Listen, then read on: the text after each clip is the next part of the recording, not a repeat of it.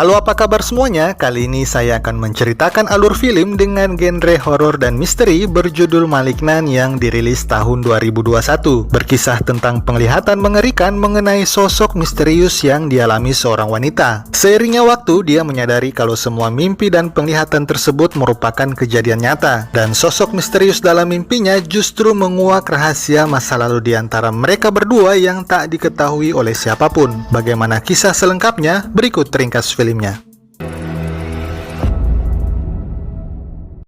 Awal film bermula di sebuah rumah sakit penelitian. Telah terjadi peristiwa yang mengkhawatirkan, di mana tim dokter yang dipimpin Dr. Florence kewalahan menangani seorang pasien bernama Gabriel yang dinilai cukup berbahaya. Selain mencoba kabur, dia juga mengamuk dan melumpuhkan para petugas. Karena situasi yang semakin berbahaya dan tak terkendali, akhirnya sang dokter sendiri yang melumpuhkan Gabriel dengan senapan bius. Setelah situasi terkendali dan melihat jatuhnya korban jiwa akibat keganasan Gabriel tersebut, akhirnya mereka menyeret dan memasukkannya ke ruangan khusus untuk segera diambil tindakan. Tiba-tiba mereka dikagetkan dengan suara Gabriel yang entah bagaimana caranya dapat terhubung dengan gelombang radio dan justru mengancam akan menghabisi mereka semua. Karena tak ada pilihan lain, akhirnya Dr. Florence memutuskan melakukan tindakan operasi sambil berkata, "Ini waktunya memotong si kanker." Entah apa maksudnya, namun dari sinilah awal ceritanya dimulai.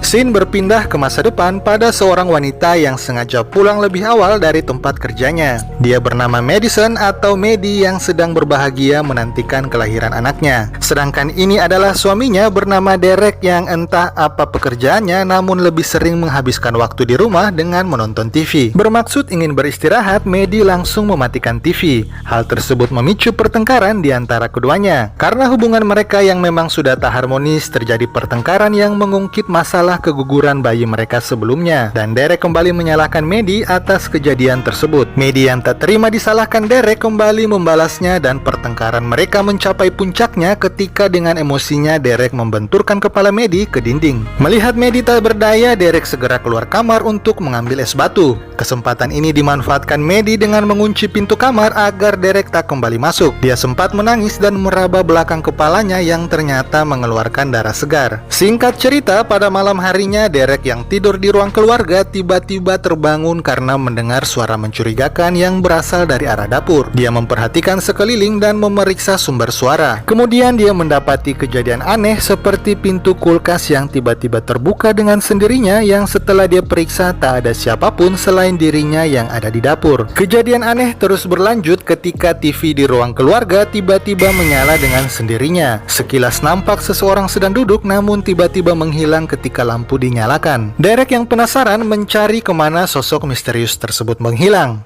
Namun sayangnya ketika lengah, dia justru dihabisi oleh sosok misterius itu. Entah mungkin karena firasat, tiba-tiba Maddie terbangun dan mendapati belakang kepalanya kembali mengeluarkan darah. Kemudian dia turun ke lantai bawah mencoba mengecek kondisi suaminya Derek. Namun betapa terkejutnya Maddie mendapati tubuh sang suami yang sudah tak bernyawa. Kemudian muncul sosok misterius tadi yang perlahan mendekatinya. Kemudian mengejar Maddie sampai ke kamar hingga akhirnya Maddie jatuh tak sadarkan diri. Singkat cerita, polisi pun datang ke lokasi kejadian karena laporan tetangga. Kasus ini ditangani detektif Shaw dan rekannya bernama Regina. Mereka terkejut dengan kondisi tubuh Derek yang mati mengenaskan dan tak wajar, mengingat tidak ditemukan tanda masuk secara paksa ke dalam rumah. Hal ganjil lainnya muncul ketika tak ditemukan sidik jari pelaku. Namun anehnya ditemukan pola tangan pelaku yang terbalik saat menghabisi Derek. Mereka juga memperoleh laporan tetangga terkait tindak kekerasan Derek terhadap Maddie yang diasumsikan Regina sebagai motif pembunuhan ini. Scene berpindah pada Maddie yang terbaring lemah di rumah sakit dengan kondisi yang masih labil. Ditemani adik perempuannya bernama Sydney, Maddie yang masih syok dengan kejadian yang menimpa dirinya dibuat makin sedih karena dirinya terpaksa kehilangan bayinya walaupun dokter telah berusaha menyelamatkannya. Keesokan harinya, detektif Shaw datang menemui Maddie yang kebetulan ditemani Sydney untuk mencari informasi sosok pelaku yang mungkin saja mereka kenal. Namun sayang, tak banyak informasi yang bisa didapat. Selain terungkap fakta kalau Maddie pernah mengalami keguguran sebanyak 3 kali. Dan hal ini menjadi salah satu penyebab tidak harmonisnya hubungan Maddie dan Derek. Karena kondisi Maddie yang belum stabil dan butuh istirahat, akhirnya detektif Shaw pergi meninggalkan mereka. Singkat cerita, akhirnya Maddie kembali ke rumah walau sebenarnya Sydney menyarankannya pindah ke tempat lain. Namun kali ini Maddie bertekad untuk tidak akan menyerah dengan rasa takutnya dan mencoba memulai hidup barunya. Malam harinya semua berjalan normal sampai suatu ketika terjadi hal aneh pada lampu jalan yang menarik perhatian Maddie. Setelah dia lihat lebih detail, nampak sesosok bayangan di antara kegelapan, namun tiba-tiba menghilang seiring menyalanya lampu. Khawatir sosok misterius kembali mendatanginya, Maddie langsung bergerak cepat menutup pintu dan jendela rumahnya. Rasa trauma akan kejadian sebelumnya masih terbayang dalam dirinya yang membuat Maddie panik dan mengunci dirinya di dalam kamar. Walau sebenarnya tak ada seorang pun di rumah selain dirinya. Tak mau dirinya lengah seperti sebelumnya, Maddie dengan peralatan seadanya segera memasang pengaman tambahan pada pintu rumahnya. Yang saking amannya membuat sang adik yang hendak menjenguknya tak dapat membuka pintu dan harus masuk melalui jendela rumah. Maddie yang merasa terhibur dengan kedatangan Sydney tak bisa menyembunyikan rasa kehilangan calon bayinya dalam peristiwa kemarin, yang mana Maddie ingin sekali terhibur dengan seseorang yang memiliki hubungan darah dengannya. Dari sini terungkap sebuah rahasia kalau dirinya merupakan anak adopsi dan mereka bukan saudara kandung. Sydney yang mendengarnya terkejut dan tak bisa berkata apa-apa. Scene berpindah ke suasana hiruk pikuk kota, khususnya pada area tur wisata bawah tanah,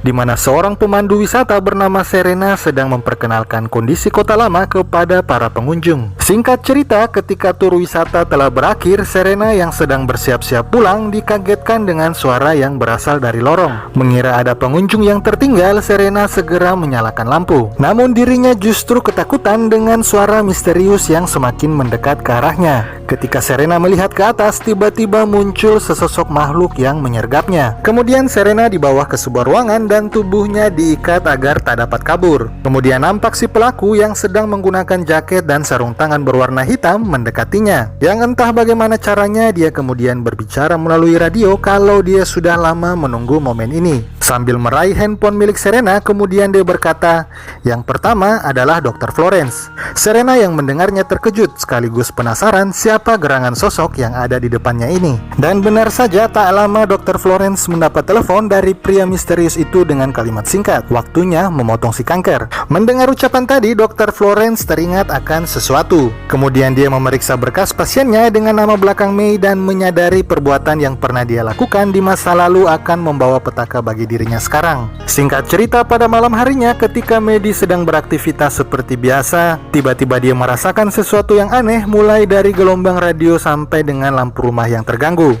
Dan anehnya lagi, muncul kembali bercak darah dari belakang kepalanya. Mencoba untuk tak menghiraukannya, Maddie yang tetap melanjutkan aktivitasnya dikagetkan dengan penampakan Dr. Florence yang tiba-tiba muncul di hadapannya. Kemudian dia merasakan tubuhnya tak dapat bergerak dan hanya bisa diam menyaksikan sosok misterius itu mencoba menghabisi Dr. Florence. Entah mengalami halusinasi atau tidak, namun yang pasti tubuh Maddie seolah-olah nyata berada di rumah Dr. Florence. Dengan mata kepalanya sendiri, Maddie dapat dengan jelas menyaksikan langsung kejadian mengerikan tersebut. Bahkan sampai di detik-detik terakhir, Dr. Florence dihabisi oleh pria misterius itu menggunakan trofi milik Dr. Florence. Tiba-tiba Maddie tersadar dan kembali mendapati bercak darah dari belakang kepalanya. Sydney menghampiri dan mencoba menenangkan Maddie di kamar mandi yang syok mendengar berita kematian Dr. Florence tersebar luas di berita, yang mana dalam penglihatannya dirinya seolah berada langsung di tempat kejadian. Sementara Detektif Shaw dan rekannya Regina yang memeriksa TKP menemukan indikasi kalau pelaku kemungkinan orang yang sama kalau dilihat dari caranya menghabisi korbannya secara brutal. Kemudian mereka membawa data jurnal pasiennya Dr. Florence untuk dipelajari lebih lanjut, termasuk foto anak yang Detektif Shaw temukan. Fokus perhatian Detektif Shaw akhirnya tertuju pada foto misterius yang ditemukannya. Kemudian dia meminta rekannya membantu memperkirakan wajah sang anak pada umur 30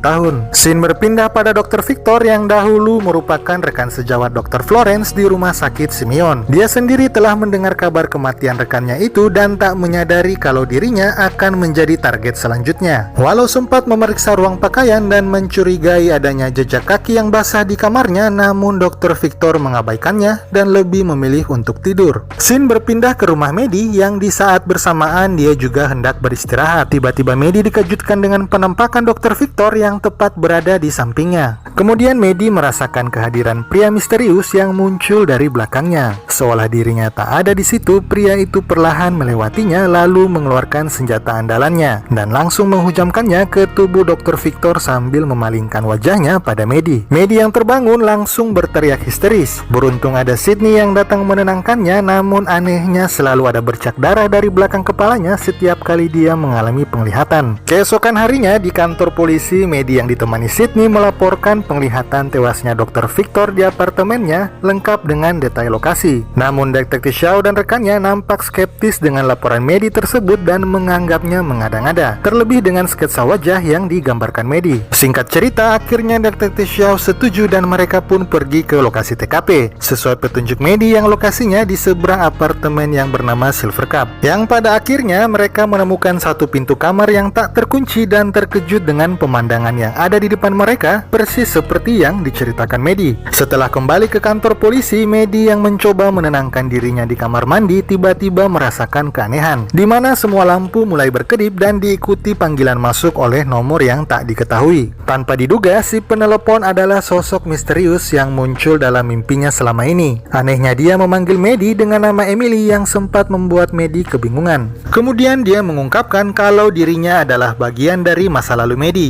yang mana dirinya hanya dianggap sebagai suara dalam pikiran Medi dan tak berwujud ketika mereka dulu dirawat di rumah sakit oleh tim dokter. Untuk itu dia berniat untuk menghabisi semua tim dokter yang pernah merawat mereka dulu. Medi yang mendengarnya menjadi panik dan berteriak sambil menyebut nama pria itu Gabriel. Dari sini terungkap bahwa Medi sebenarnya mengenal pria tersebut namun berusaha menyembunyikannya. Penasaran dengan perkataan Gabriel, Medi kemudian mengajak Sydney ke suatu tempat yang dapat membantu mengingat masa lalunya, yang tak lain adalah rumah masa kecilnya di mana dia tumbuh. Sang ibu yang menggunakan kursi roda terlihat kaget namun sangat senang dengan kedatangan Medi, walau dia sempat dikagetkan dengan pertanyaan Medi tentang Gabriel. Untuk menjawab rasa penasaran Medi, sang ibu kemudian memutar video mengenai masa kecilnya, terutama pada momen tertentu yang dirasa aneh seperti Medi yang berbicara sendiri ketika menerima kue ulang tahun. Dan ada juga momen ketika Medi berbicara di telepon mainan sambil menyebut nama Gabriel, yang membuat Medi dan Sydney menjadi keheranan.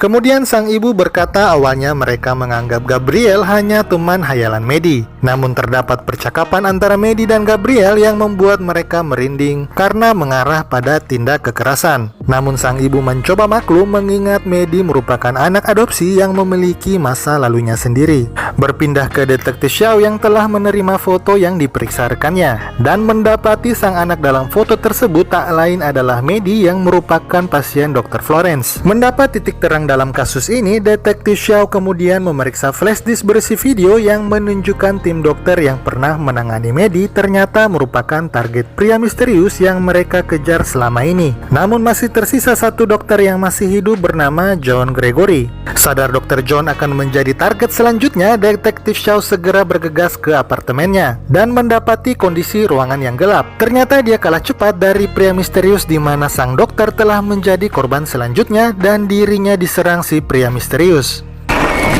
Scene beralih ke Medi yang tiba-tiba merasakan dirinya berpindah ke tempat lain, di mana dia dapat melihat langsung pertarungan Detektif Shaw dan pria misterius di tempat kejadian. Aksi kejar-kejaran pun terjadi di mana pria misterius dengan lincahnya dapat kabur yang membuat Detektif Shaw pun tertinggal di belakang. Sampai pada akhirnya mereka berada di lokasi wisata bawah tanah yang ada di scene sebelumnya. Di sana mereka kembali terlibat pertarungan, namun karena pria misterius itu telah mengenali tempat tersebut dengan baik sehingga membuat dirinya dapat kembali lolos dengan mudah. Keesokan harinya di rumah Medi, Detektif Shaw menjelaskan temuan barang bukti video rekaman yang memberi informasi kalau ketiga korban adalah tim dokter yang terlibat dalam sebuah studi kasus, yang objek studinya bernama Emily May yang tak lain adalah nama asli Medi sendiri. Kemudian dengan cara hipnoterapi mereka mencoba menggali informasi masa kecil Medi, di mana Gabriel digambarkan sebagai teman hayalan Medi yang manipulatif dan sering membuat Medi dimarahi oleh orang tuanya. Gabriel terkadang membujuk dan menipu pikiran Medi agar selalu mengikuti perintahnya. Salah satunya melakukan tindakan ekstrim dengan mengambil pisau dan mengendalikan alam bawah sadar Maddie seolah-olah hendak memotong kue ulang tahun. Namun sebenarnya pikiran Maddie diarahkan untuk menyakiti ibunya yang sedang mengandung. Setelah sadar, Maddie teringat masa kecilnya yang juga mengalami halusinasi seperti yang dialaminya sekarang karena pikirannya dikendalikan Gabriel.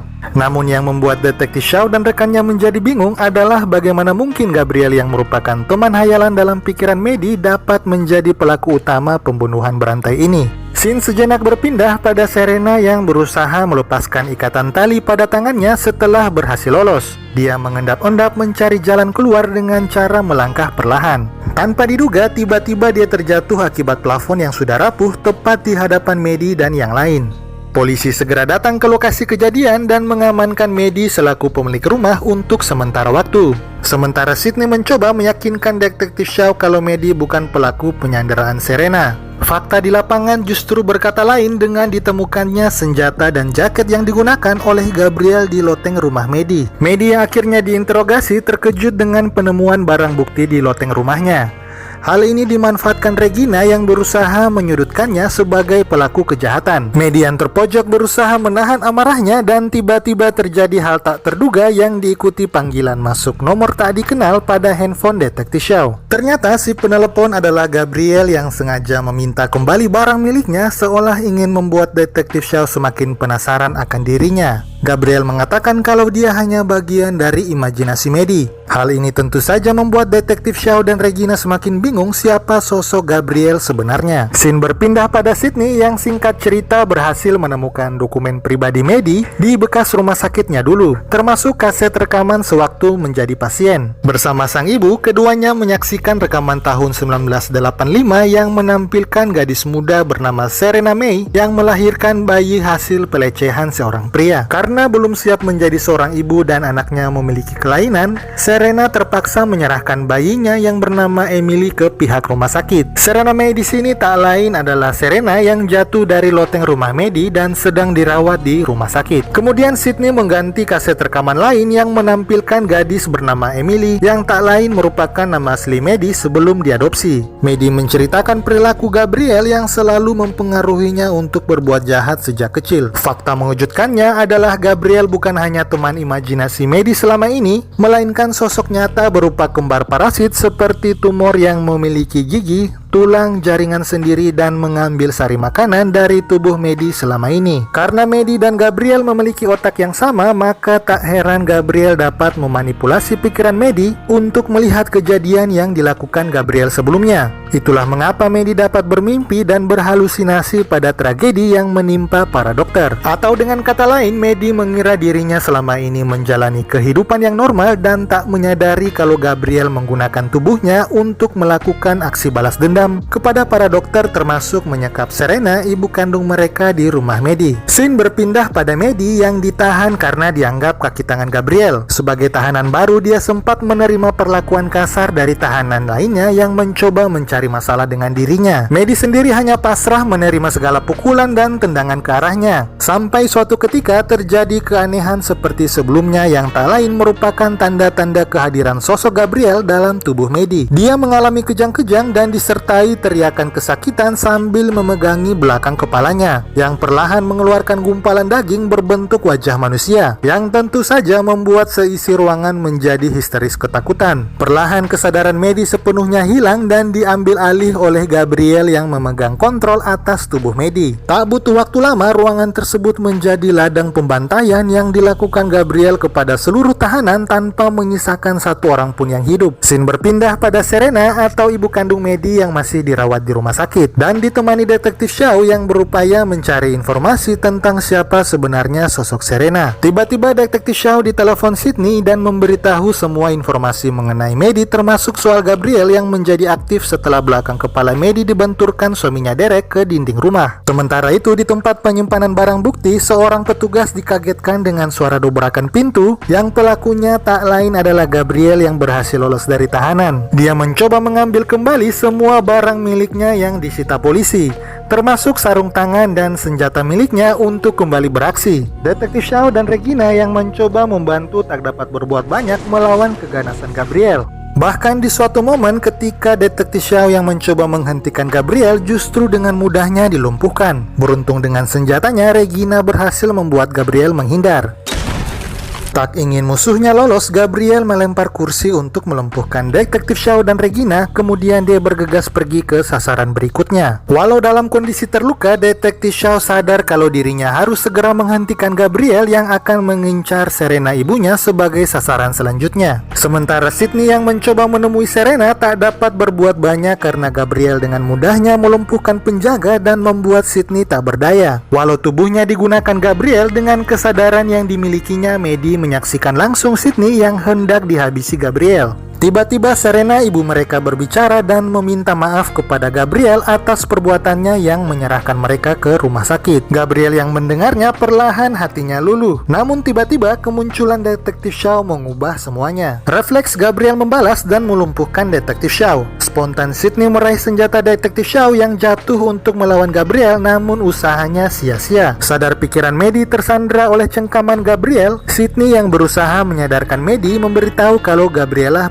penyebab dirinya keguguran, di mana Gabriel memakan janin Maddie agar memperkuat dirinya. Mendengar fakta mengejutkan tersebut membuat Maddie yang bercampur amarah seolah mendapat kekuatan baru untuk melepaskan pikirannya yang tercengkram oleh kekuatan Gabriel dan perlahan mulai dapat mengendalikan tubuhnya dengan pikirannya sendiri. Tanpa belas kasihan, Gabriel langsung menghabisi Sydney yang dilanjutkan dengan membekap sang ibu hingga denyut jantungnya hilang. Aksi kekejaman itu disaksikan Maddie yang telah mampu mengendalikan pikirannya sendiri dan memberi kejutan pada Gabriel dengan berbicara langsung padanya. Maddie berkata kalau semuanya telah berakhir karena dia telah berhasil menguasai pikirannya dan tubuhnya sendiri tanpa bisa dikendalikan Gabriel lagi. Karena mereka berbagi otak yang sama, Maddie mampu memanipulasi pikiran Gabriel ketika hendak menembak Sydney, di mana penembakan itu hanya ilusi semata dan tak pernah terjadi. Gabriel yang masih tak percaya justru lebih terkejut lagi karena tiba-tiba dia terkurung dalam penjara yang gelap, yang tak lain adalah dunia yang Maddie ciptakan untuknya agar tak bisa mengendalikan Maddie lagi.